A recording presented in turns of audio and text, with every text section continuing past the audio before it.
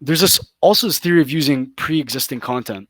I um I would say in my entire life working at different organizations in sales, I never utilized video content that marketing ever created. And it took me about like I'd say about 6 months ago to start really talking to people to understand how much companies are spending on creating some of this pre-existing content that they or this polished video productions. And and I came to this realization that I think the reason why salespeople don't use pre-existing content made by marketing is because it's such a workaround. For me to go onto YouTube, our YouTube channel where all the videos are hosted, find the exact video I want to send, and then put that URL inside of an email and then send it. It's such a detour and takes a lot out of my day. So at the end of the day, I just say, you know what, I could probably do without it. But there's this notion of being able to consolidate all your videos into our software that not only can you create the videos, but have them all the videos that marketing's made, have all of your videos all housed in one place for you to easily distribute it. Um, as a salesperson, if your life becomes easier and more effective, that's when you start seeing a pattern and start bringing up and building a habit. So um, I think that's massive.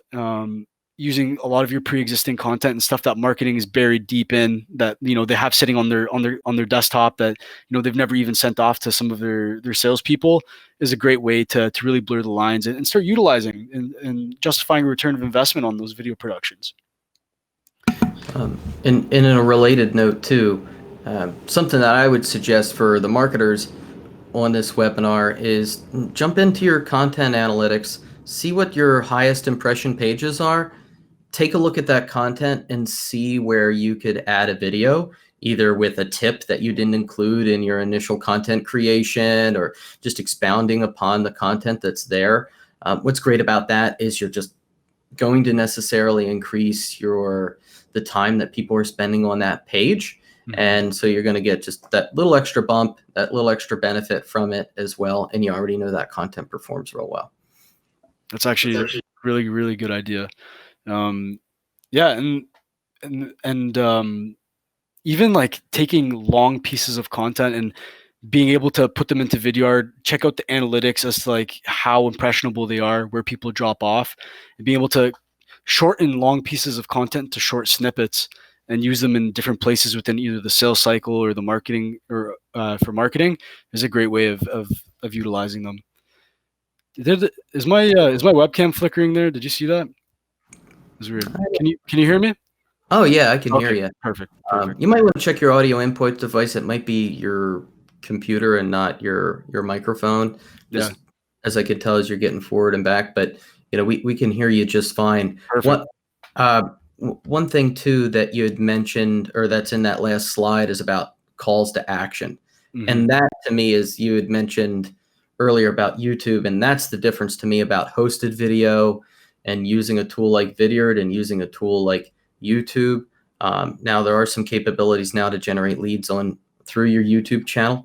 Yep. But when you use those kinds of tools where you can add a custom call to action at the beginning or end or anywhere in amongst your video, maybe the first 20 seconds really hooks someone into your video. So now you want to add this call to action 20 seconds in. Hey, now I need your name and email, and you can watch the rest of it.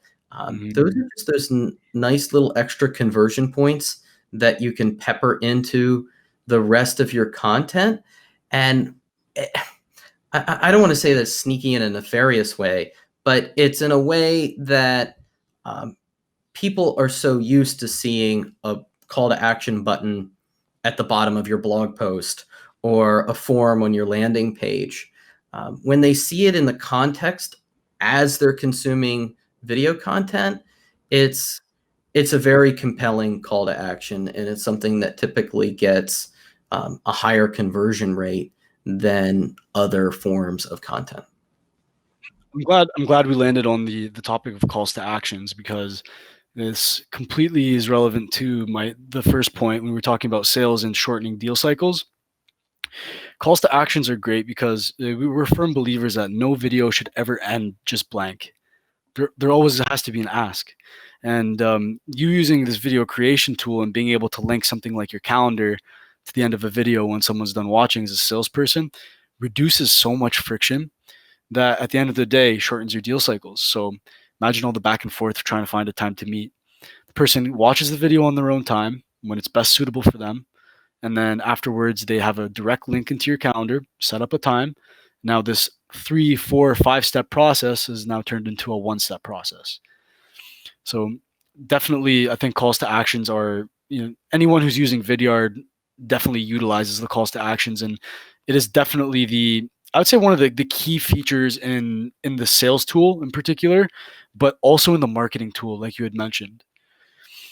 Nanad, I don't think I have anything in regards to the call to actions and what they look like, but I'm sure Ben can send you an example of what it looks like afterwards. And anyone else who wants to see calls to actions in detail, I think having that conversation with Ben would really he can show you exactly what that looks like.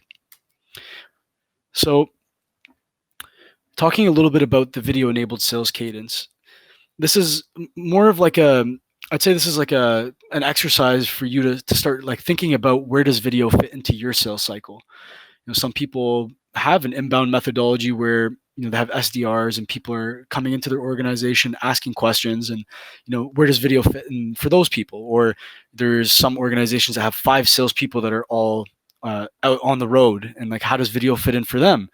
And then the next thing you want to ask yourself is, what's my messaging? What am I saying to people when I call them or when I email them? And how does that fit into a video? And keeping it concise. We talk a little bit about best practices. Keeping videos anywhere between 30 seconds to a minute is perfect for these selfie style, outreaching videos. And if you're creating a video that's like, let's say, a screen share, sometimes a 2-minute video can be just as effective. It all depends on your content and what your message is. And you start asking yourself, how do I produce great videos? So like, what do I need? And what are the strategies for sharing them? Is it going to be through email? Is it going to be through LinkedIn?